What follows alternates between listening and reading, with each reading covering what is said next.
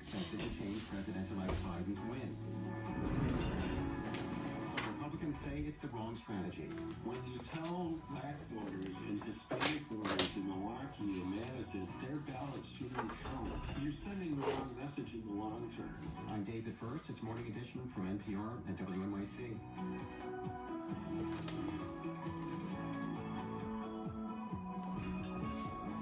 The billionaires who own Purdue Pharma won't face criminal charges for their role in the opioid crisis. As thousands rebuild after the wildfires this year, many states don't require fire-resistant materials.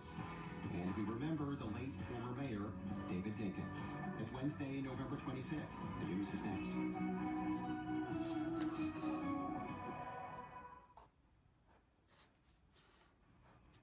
Live from NPR News, I'm Janine Hurst. As the number of coronavirus cases and hospitalizations continues to surge around the country, federal health officials are finalizing plans to shorten the recommendation for how long people need to quarantine to reduce the risk of spreading the coronavirus. NPR's Rob Stein has more. The Centers for Disease Control and Prevention currently recommends people quarantine for 14 days to reduce the risk of spreading the coronavirus. But the CDC is expected to change that recommendation. People might be able to shorten their quarantine time to only 7 to 10 days if they then test negative for the virus. Here's Admiral Brett Giroir from the White House Coronavirus Task Force. Evidence is starting to have a preponderance of evidence that a shorter quarantine complemented by a test might be able to shorten that quarantine period. Giroir didn't provide any additional details or the timing for the change. Rob Stein, NPR News. Meanwhile, the number of deaths from COVID-19 around the country is nearing 260,000, according to data from Johns Hopkins University. And Wisconsin is reporting record daily death tolls.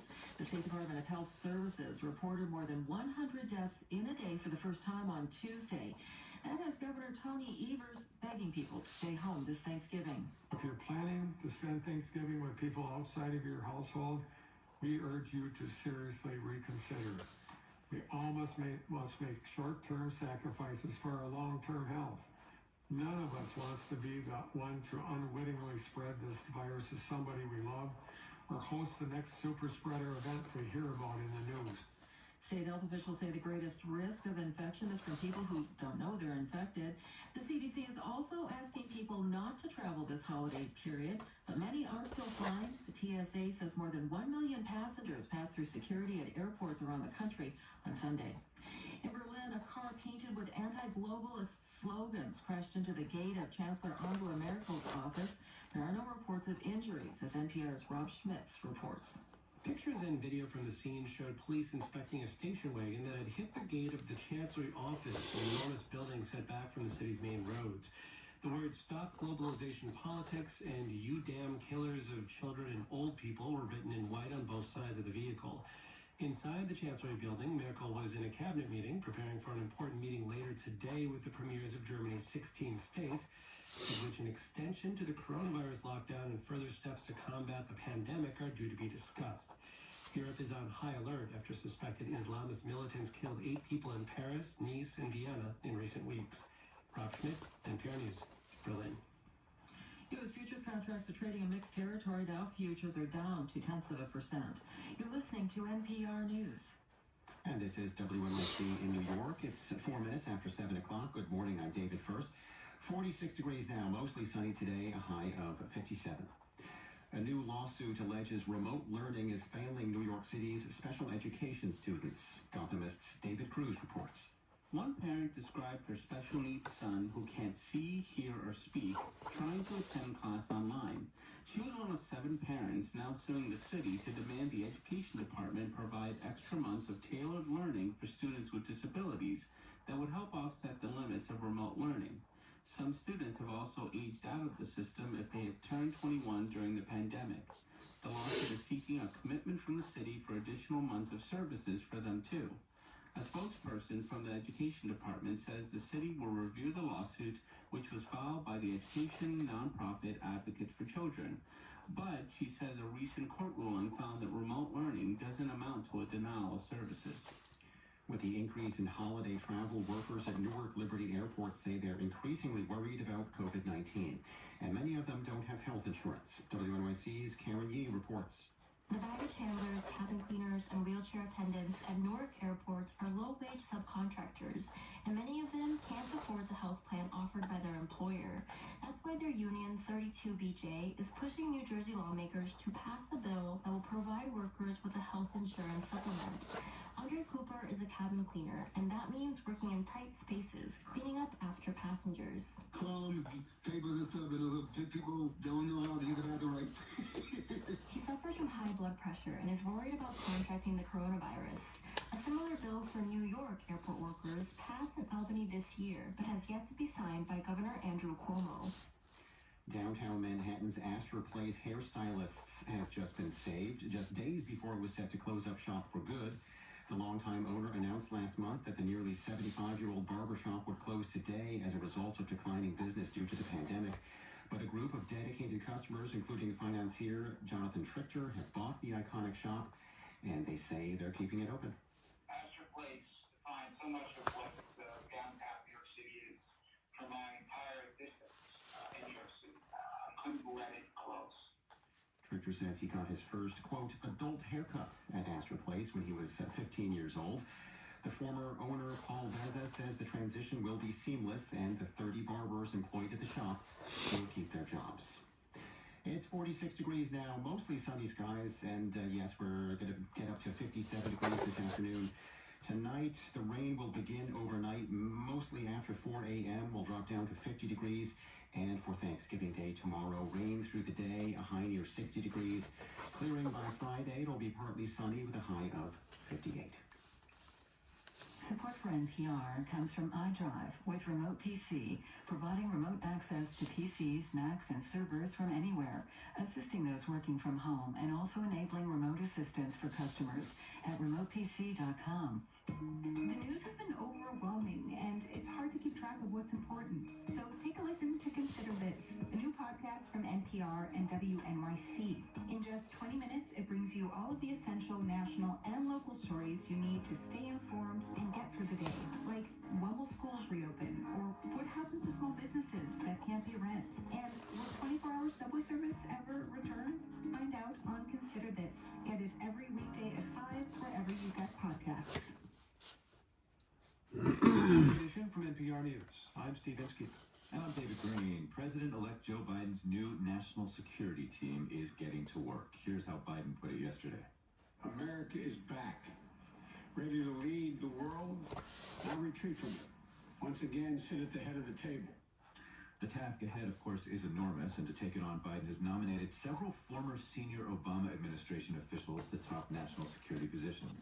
Alejandro Mayorkas as Secretary of Homeland Security, Jake Sullivan as National Security Advisor, Avril Haines as Director of National Intelligence.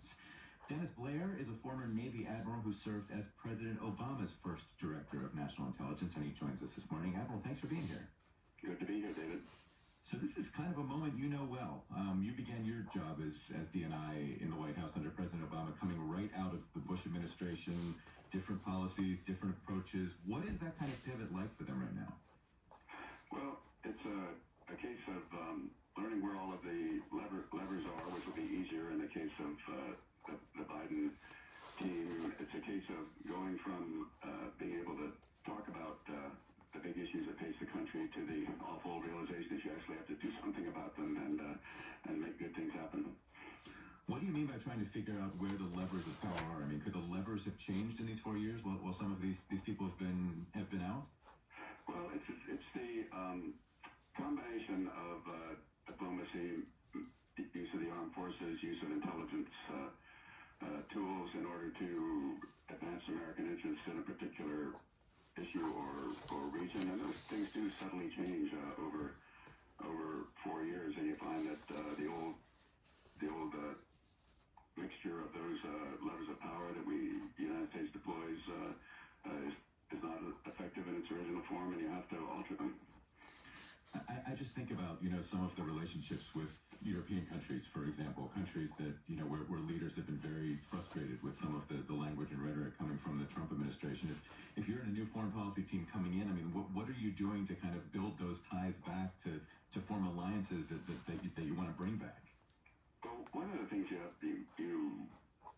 boy, we noticed this in the Obama administration, such a popular president coming into such a claim was that you're not going to change with bedside manner and with a personal relationship fundamental differences of national interests. There's a tendency to think, oh, we're new, the American people just elected us, we're great.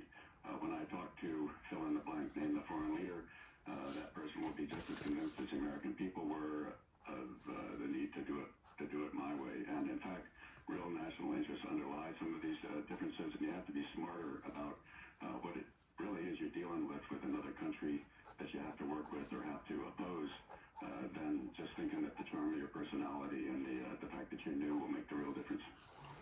Is the challenge harder for Biden's team because of this delay we've seen, President Trump's refusal to concede, the delays getting the Biden team classified briefings? I mean, can a few weeks make a big difference, or has that been a bit exaggerated?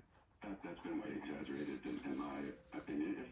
If people listen to your radio station, read the paper and all, they can keep up on the general trend of what's going on the various important foreign policy issues for the country. The intelligence briefings really just fill in detail in 99.9% of the cases. There are a few very secret programs we have that have stayed out of the paper that are in place, and they need to learn about those, but those take a long time to set up. They will be there, and so a couple of weeks doesn't really make any difference. I want to ask you an important question. I mean, the world is different now than it was 4 years ago. I don't have to tell you that. Is there an argument that maybe some new, fresh faces and new ideas might be important as opposed to going with largely old hands? Yeah, it's a trade-off, isn't it, David? I mean, the ideal thing is to have new, fresh, and exciting ideas from very experienced people who can make them happen. The idea that you bring in somebody who has no idea how the sausage is actually made in Washington, but has been sitting out there in, you name the place, thinking fresh thoughts, it's just a recipe for disaster, and we've seen that time after time. What you want is somebody who has been using their time out of office to reflect on what happened, to come up with new approaches that they would have liked to have had they had more time or known more about it, and then to put those in place when they come back in. And that's what I'm hoping this administration will have. So I think lack of experience is overrated as a qualification for Washington effectiveness. I was struck by something Thomas Wright wrote in The Atlantic, that Biden's presidency may be the establishment's last best chance to demonstrate that liberal internationalism is a superior strategy to populist nationalism. Is that what's at stake here? It is in part, but yeah, I think that's true. The support that's been lost for the traditional America leading internationalist, the rest of the world looking to us diplomacy, the missing element was the effect on the domestic economy and the personal fortunes of many Americans, and we have the administration has to show that what's good for the country is good for America, and I think that can be done, but we have to take more account of the ill effects of some of the international stance we take, especially in the economic area. I don't think there are any downsides in the national security area, and we need to get back to working with our allies, which is one of our huge advantages over the countries that wish us ill. Dennis Blair served under President Obama as Director of National Intelligence. Admiral, thank you so much. Okay, so long, David. Happy Thanksgiving. You too. Bye. Next, we have a story of a missed opportunity after disaster. This year's record-breaking wildfires have destroyed more than 17,000 homes and buildings across the United States. They have to be rebuilt, and rebuilding them with fire-resistant materials could help them survive the next fire. But an NPR analysis finds that many states do not require that. NPR's Lauren Summer has more. Daniel Gorm does detective work, not for people, but for houses. He's sifting through a pile of charred rubble, all that remains of a house in Santa Rosa, California. Gorm is a research engineer with the Insurance Institute for Building and Home Safety. He's looking for clues about how homes survive wildfires, because sometimes they do. We saw that on one side of the street, there were homes completely unaffected, where across the street, so less than 50 feet away, they were completely destroyed. Sometimes that's just luck. out what made the difference. There was one home in particular, an ember had ignited the mulch in the backyard. Most houses aren't ignited by the fire itself. It's the embers, blown up to a mile away. Gorham could see that the mulch burned all the way to the deck, but the deck wasn't made of wood, and the home didn't ignite. He says it shows how fire-resistant materials can be crucial, like for a roof or siding. Even small things can make a difference, like covering up attic vents with mesh so embers don't get blown inside your house. The building codes for wildfire-resistant construction do make a difference. We know that. We see that in the lab, and we see that in the field. In California, wildfire codes are mandatory in high-risk areas. Almost every house that burned this year will have to meet them if they're rebuilt.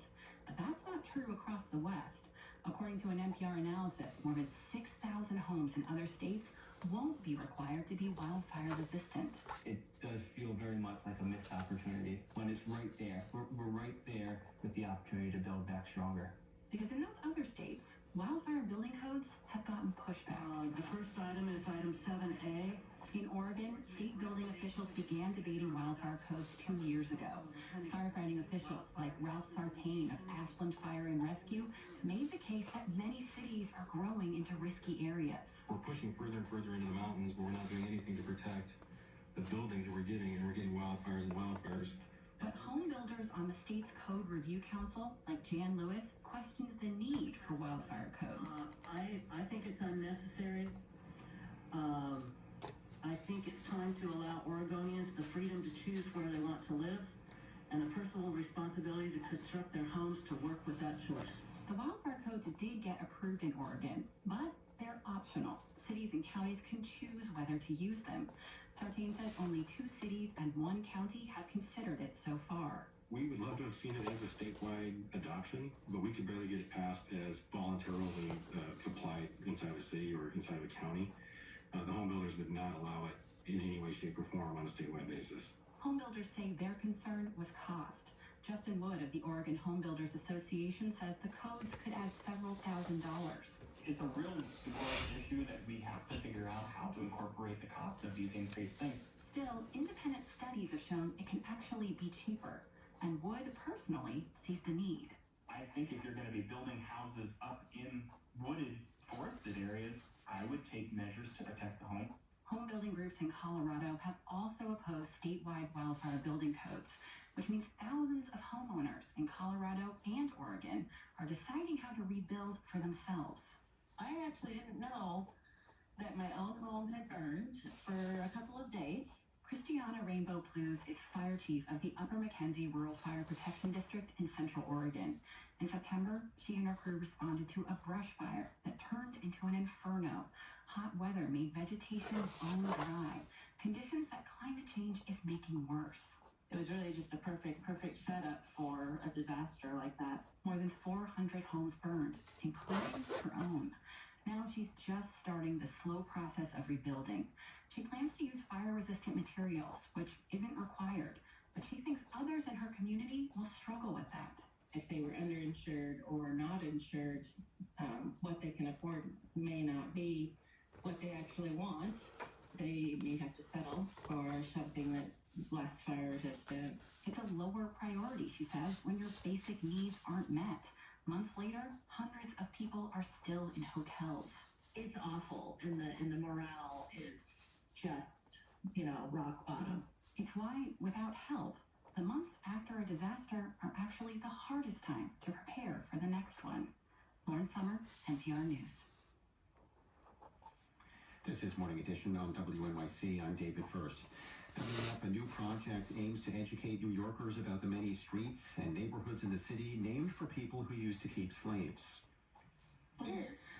This is a history that we look back on and it makes us uncomfortable. Now is an excellent time to change things. We'll have more on that coming up in about 15 minutes. Support for WNYC comes from the virtual Other Israel Film Festival, presented by the Marlene Meyerson GCC Manhattan, an in-depth look into Israeli and Palestinian societies through films and conversations, December 3rd through 10th. More at otherisrael.org. Abramarama presenting Kate Ballard, The Show Goes On, a new documentary about the life of the actress, comedian, and singer whose career spanned 8 decades. Available on again December 1st. KBallardMovie.com. The message that we keep almost pleading with the American public is please hang in there. This is not something that's going to go on indefinitely. We have the capability of ending it. You might know that voice by now. Dr. Anthony Fauci has become something of a household name over the course of the pandemic, and now 9 months in, he sits down with me to reflect and look ahead. I'm Tanzina Vega, and that's next time on The Takeaway, weekday afternoons at 3 on 93.9 FM.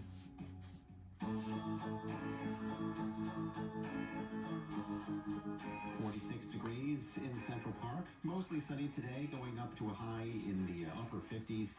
Tonight, we'll have a low of 50 degrees, rain starting overnight, and then rain through our Thanksgiving Day tomorrow as we head up to a high near 60 degrees. This is WNYC.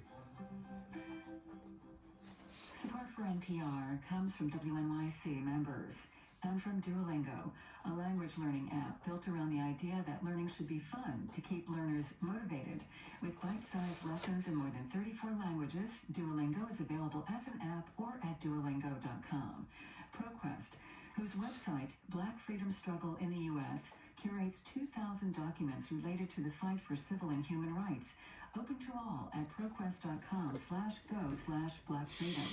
And Ultimate Kronos Group, two HR technology companies join forces to become UKG, offering HR solutions to connect the modern workforce.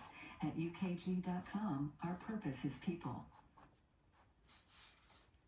It's Morning Edition from NPR News. I'm Steve Inskeep. And I'm David Green. Let's face it, Thanksgiving is not going to feel the same this year.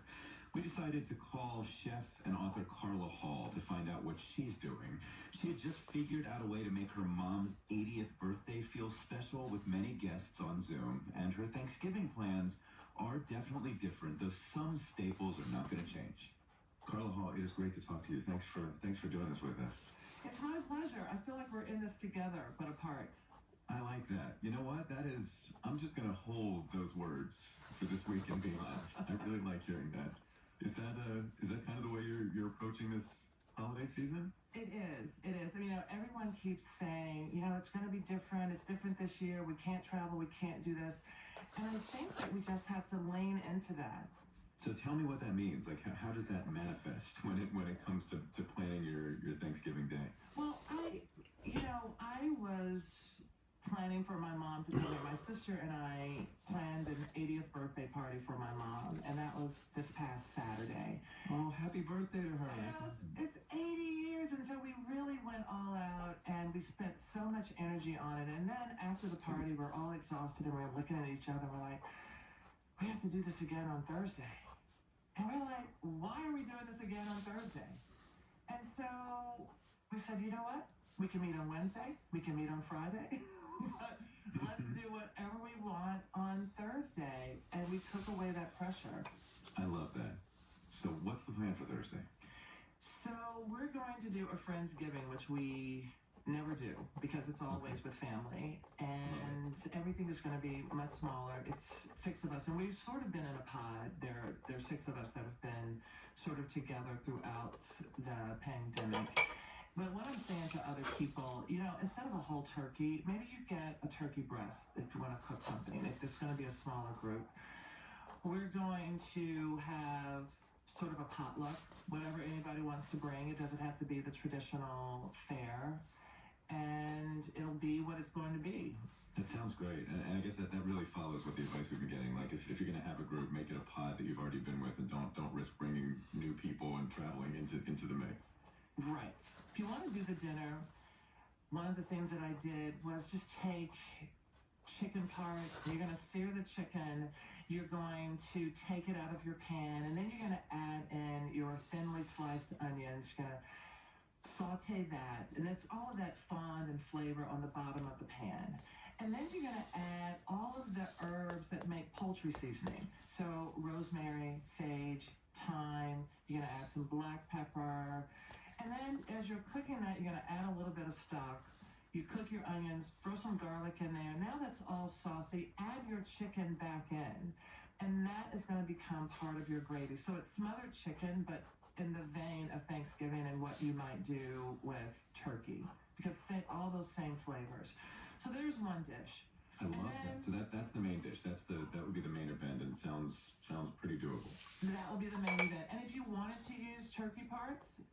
use turkey. You can absolutely do a turkey breast the same way, and then you might want to finish it in the oven just so it's just a little bit quicker and everything's going to cook evenly.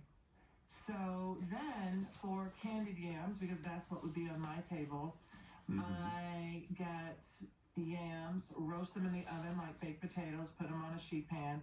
It actually helps if you put them in the microwave for about 5 minutes first and then put them on a sheet pan because they cook so evenly and they get so creamy and delicious. And then the candied part, which is brown sugar and cinnamon and ginger and all of these flavors, I put black pepper in there, and lemon juice, a little bit of butter. You make that glaze, so then when you pull the cooked sweet potatoes out, you're going to slit them like a baked potato, push them in, where all of that creamy sweet potato goodness comes up and it's all yummy. All beautiful and yeah. All beautiful and soft and so good. And then you're going to spoon that brown sugar glaze that you made on top of those sweet potatoes. Put them back in the oven. They're going to brown a little bit and all of that sugary goodness. So you haven't really put yourself out. It's not a lot of cooking. You can cook those potatoes ahead of time. You can make that glaze ahead of time. But all of that is going to take you really the time that it takes to roast the potato. I mean, this is like the normal amount of time I spend on just making dinner on any night. Right, 100%. What if I want to lean into different when it comes to desserts? Do you have some ideas for the dessert course? The dessert course, if you're leaning into different, do ice cream. Ooh, I That like would that. be so great. So that sauce that I talked about, look, with the sweet potatoes, if you take that sauce, I mean, just put all of your energy into the dessert, that sauce with the brown sugar and the lemon. I know everybody's going to ask you for recipes, and Are you about to tell me to use the yam sauce with ice cream? Yes.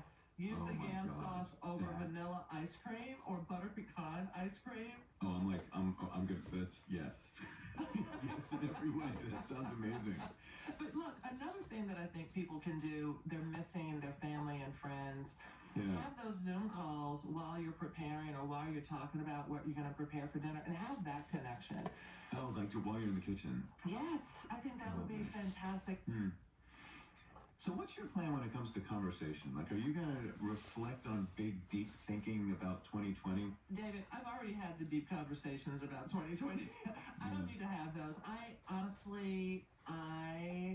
am going to talk about movies. I'm going to be talking about all of the escapism that I've been having. But also, I just listen to romance novels sometimes just because it's pure escapism. I mean, a couple of conversations about being grateful. Yes, we're going to have a lot of that. I think a great conversation is how we've pivoted, how we have surprised ourselves during this time, and pat yourself on the back for doing it. That's a great conversation to have.